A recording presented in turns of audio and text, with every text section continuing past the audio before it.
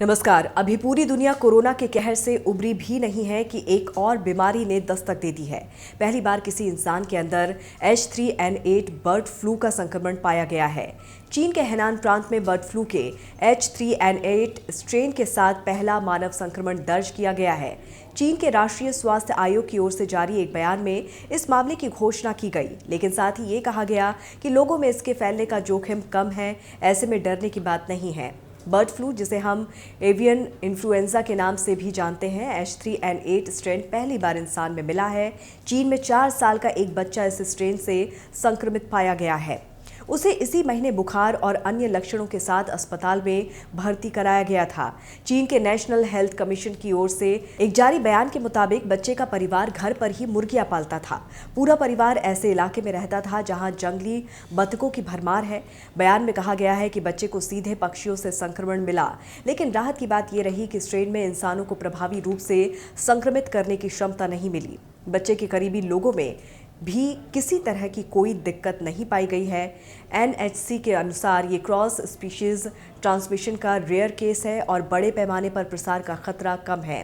हालांकि लोगों को मरे हुए या फिर बीमार पक्षियों से दूर रहने को कहा गया है। अगर बुखार या सांस से जुड़ी कोई दिक्कत महसूस हो तो फौरन मेडिकल सहायता लेने की सलाह दी गई है। इसके अलावा आखिर ये बर्ड फ्लू या एवियन इन्फ्लुएंजा का होता क्या है, ये भी आपको बताते हैं। सभी एवियन इन्फ्लुएंजा वायरस इंसानों को संक्रमित नहीं करते हैं, लेकिन इनमें से कुछ इंसानों में गंभीर बीमारी पैदा कर सकते हैं।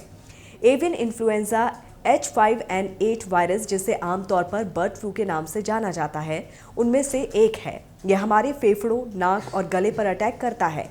ये सांस से जुड़ी एक संक्रामक बीमारी है और इसके लक्षण सामान्य सर्दी जुकाम की तरह होते हैं। अमेरिका के सेंटर फॉर डिजीज कंट्रोल के अनुसार ऐसे वायरस आमतौर पर लोगों को संक्रमित नहीं करते। ज्यादातर संक्रमण H7N8 और H5N1 स्ट्रेन से होते हैं। आपको बता दें कि देश में इसी साल फरवरी में महाराष्ट्र से बर्ड फ्लू H5N1 के मामले सामने आए हैं। इसके अलावा बिहार के सुपौल में भी पोल्ट्री रिसर्च फार्म में इसके केस मिले थे। पिछले साल दिल्ली में H5N1 से संक्रमित 11 साल के एक बच्चे की मौत हो गई थी। जनवरी 2021 में कई राज्यों में हजारों पक्षियों में बर्ड फ्लू कंफर्म हुआ था। ऐसी स्थिति में केस मिलने पर प्रभावित इलाकों के 1 किलोमीटर की रेडियस में सभी पोल्ट्री पक्षियों और अंडों को नष्ट कर दिया जाता है। बर्ड फ्लू के लक्षणों में शुरुआत में गले में खराश, छींके आना, बहती नाक प्रमुख हैं। बाद में बुखार, मांसपेशियों में दर्द, शरीर में कपकपी, पसीना आना, सिर दर्द, सूखी खांसी, नाक का कंजक्शन, थकान जैसी परेशानियां शामिल हैं।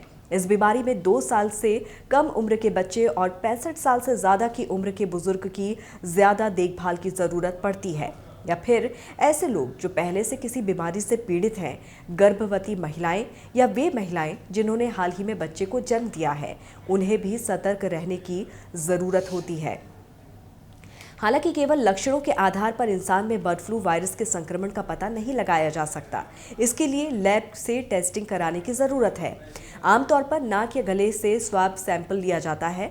टेस्टिंग तब ज़्यादा सटीक साबित होती है जब बीमारी के शुरुआती दिनों में सैंपल लिया जाए। गंभीर रूप से बीमार मरीजों में लोअर रेस्पिरेटरी ट्रैक्ट की टेस्टिंग से इन्फेक्शन का पता चलता है।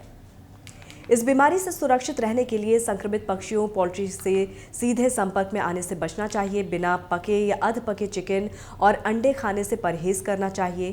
तेज़ आंच और हाई टेम्परेचर पर पोल्ट्री आइटम्स पकाकर खाना चाहिए।